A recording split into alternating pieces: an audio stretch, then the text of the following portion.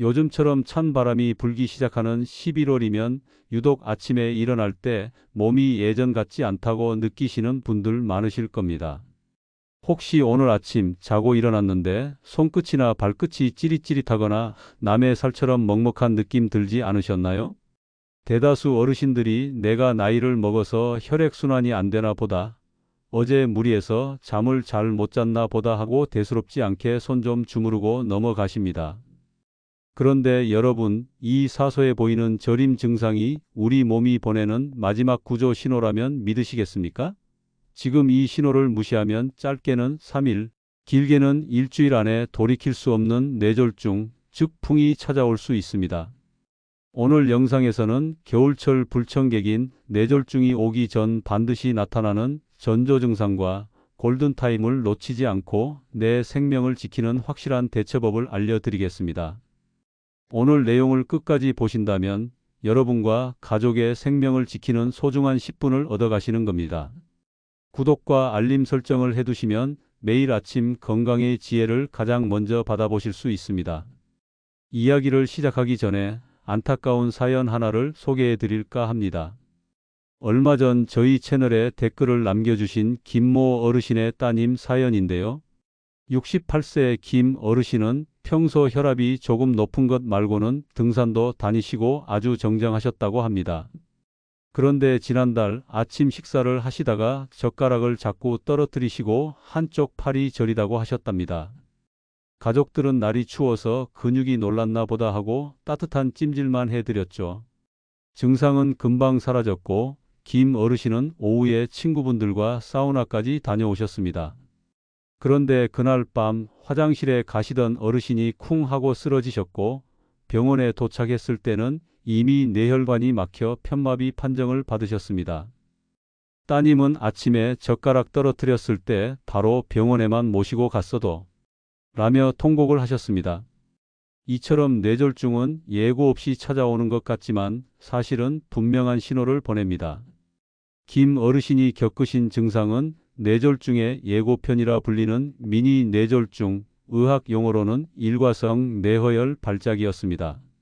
막혔다가 뚫리면서 증상이 24시간 이내에 사라지기 때문에 이제 괜찮네 하고 방심하기 딱 좋습니다.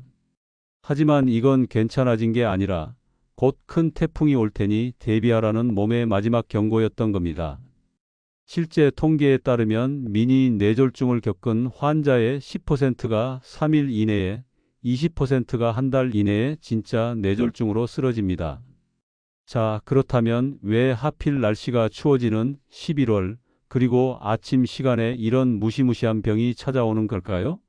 의학적으로 아주 명확한 이유가 있습니다. 우리 몸의 혈관을 낡은 수도관이라고 상상해 보십시오. 여름 내 이완되어 있던 수도관이 갑자기 찬 공기를 만나면 어떻게 될까요? 쪼그라들고 수축합니다. 특히 잠에서 깬 직후인 아침에는 우리 몸을 깨우기 위해 교감신경이 활성화되면서 혈압이 자연스럽게 올라가는데요. 여기에 2025년 11월 현재 예년보다 큰 일교차까지 더해지면 낡고 좁아진 혈관이 감당하지 못하고 막히거나 터져버리는 겁니다. 대한뇌졸중학회 보고에 따르면 기온이 1도 떨어질 때마다 뇌졸중 사망률은 4%씩 높아진다고 합니다. 그럼 단순한 손발 저림과 뇌졸중 전조 증상을 어떻게 구별할 수 있을까요? 아주 쉬운 구별법이 있습니다. 혈액순환 문제로 인한 저림은 손발 끝이 차갑고 주무르면 시원해집니다. 그리고 양쪽 손발이 동시에 저린 경우가 많습니다. 하지만 뇌졸중으로 인한 저림은 다릅니다. 첫째, 한쪽으로만 옵니다. 오른쪽 팔다리만 저리거나 왼쪽만 저립니다. 둘째, 감각이 둔해집니다.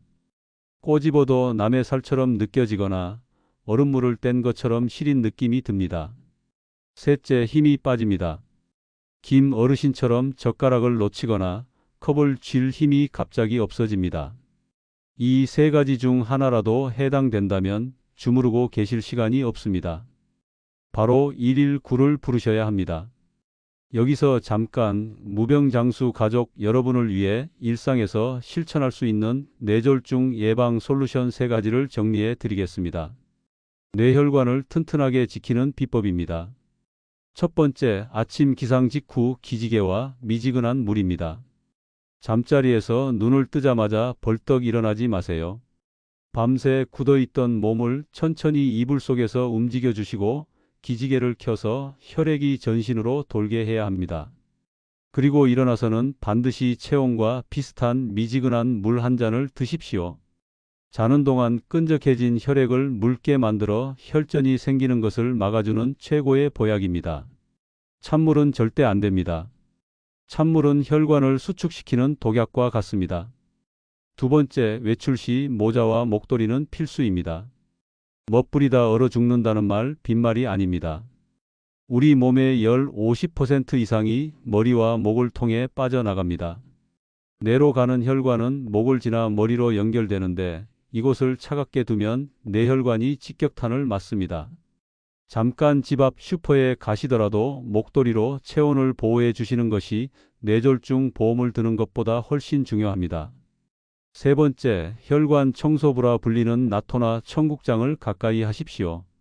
끈적한 실 속에 들어있는 나토키나제라는 성분은 혈전, 즉 피떡을 녹이는 강력한 효과가 있습니다. 단, 고지혈증 약이나 와파린 같은 항응고제를 드시는 분들은 의사 선생님과 상의하셔서 섭취량을 조절하셔야 합니다. 음식으로 혈관을 깨끗하게 청소하는 것만큼 부작용 없는 치료법은 없습니다. 결론적으로 말씀드리면 뇌졸중은 어느 날 갑자기 운이 나빠서 걸리는 병이 아닙니다. 우리 몸은 계속 신호를 보냈고 우리가 그 신호를 무시했기 때문에 찾아오는 겁니다. 오늘 알려드린 한쪽 팔다리 저림, 힘 빠짐 증상 꼭 기억하시고 아침에 따뜻한 물 한 잔으로 혈관 건강을 챙기시길 바랍니다. 여러분이 건강해야 자녀분들도 행복할 수 있습니다. 100세까지 꼿꼿하게 내 발로 걸어 다니는 활기찬 노후를 위해 저도 늘 좋은 정보로 함께 하겠습니다. 오늘 영상이 도움이 되셨다면 구독과 좋아요 버튼 꾹 눌러주시고 소중한 친구분들에게도 이 영상을 공유해 주세요. 오늘도 건강하고 행복한 하루 보내세요. 감사합니다.